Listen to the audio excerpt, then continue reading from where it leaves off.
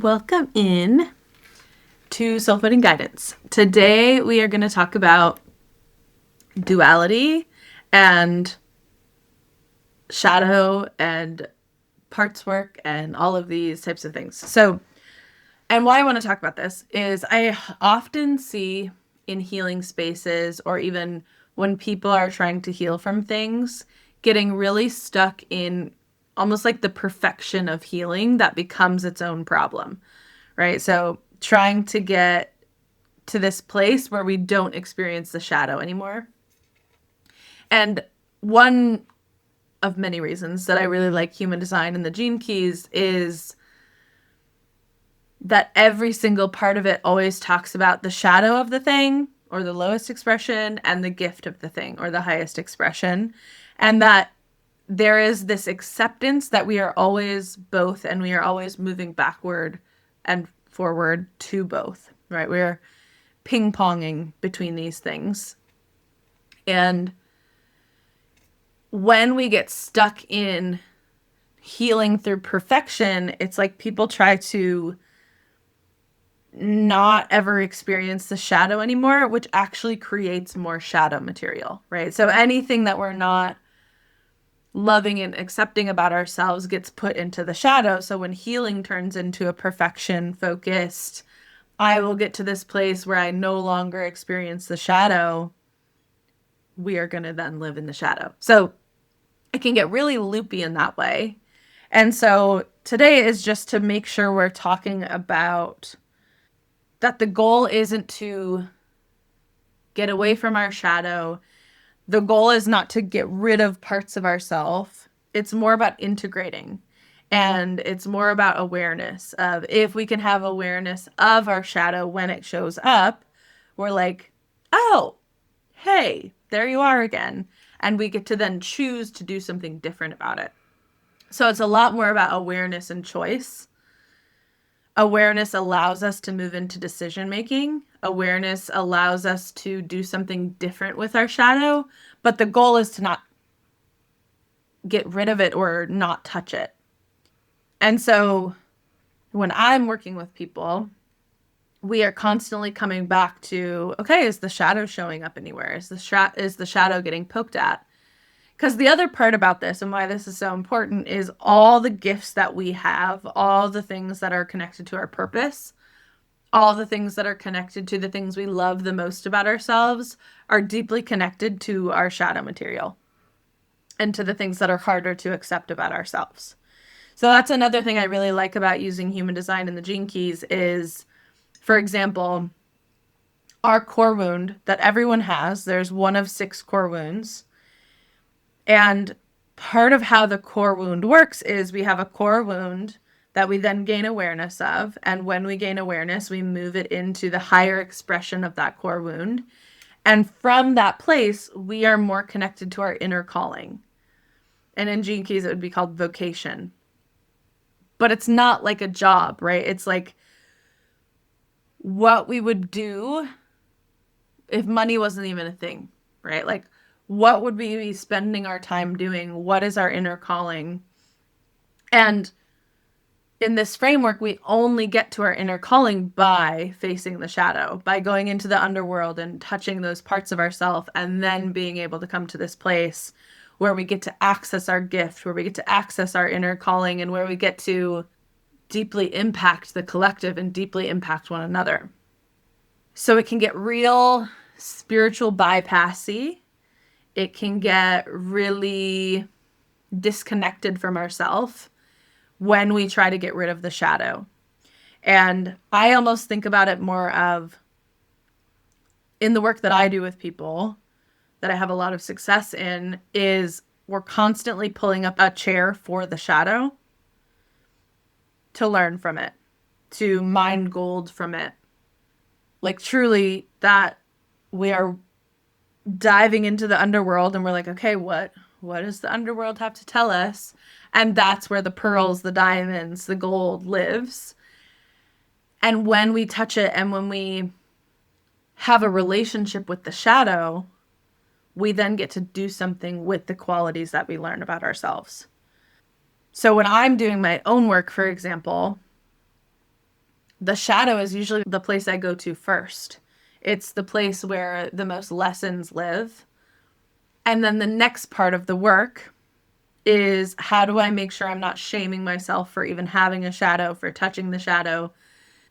So if you've ever heard of, linear growth healing model versus a cyclical spiral healing, that's kind of what we're talking about here, right? Is like when we are trying to grow in this linear way, it feels like backsliding when we touch the shadow again, right? It feels like, okay, we're pushing the rock up the hill and then it fell all the way down the hill and then we have to try to push it back up again.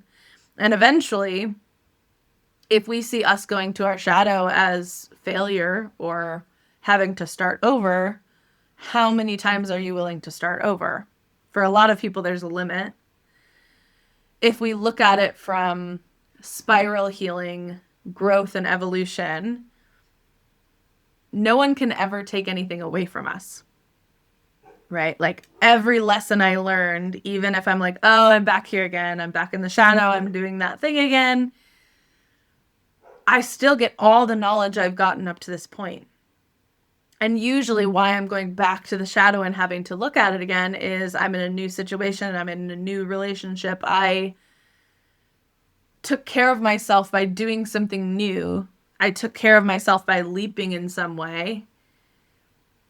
And the shadow is here to teach me, like, oh, here's a new layer or a new level of that thing that you're here to learn. So I am a firm believer that we chose the shadows that we came here to work out, that we chose to work through. Not saying people chose what happened to them, but we chose our patterns, right? We chose the things that we are here to work out, the things that we are here to get really good at, the things that we are, but here to get really good at it through the hard and through the challenge and through the parts that are maybe harder to look at. And another part about our shadow is we can tune into a reactive side of it and a repressive side of it. And most of us are almost balancing plates in both hands. One's repressive and one's reactive. And sometimes we're one and sometimes we're the other, but we're just kind of moving between these two things.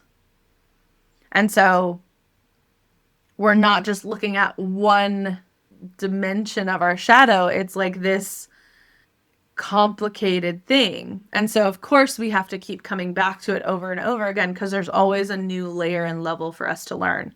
And every time we allow ourselves to face it and look at it and touch it, we are evolving, we are growing. And right, sometimes that spiral is upward and sometimes that spiral is outward. And we are learning about ourselves, whether we are like really feeling our evolution or we're feeling really expanded. Our shadow is our in route for that. And if people spend their whole life trying to avoid their shadow, the shadow is still playing out. It's just, are we aware of it?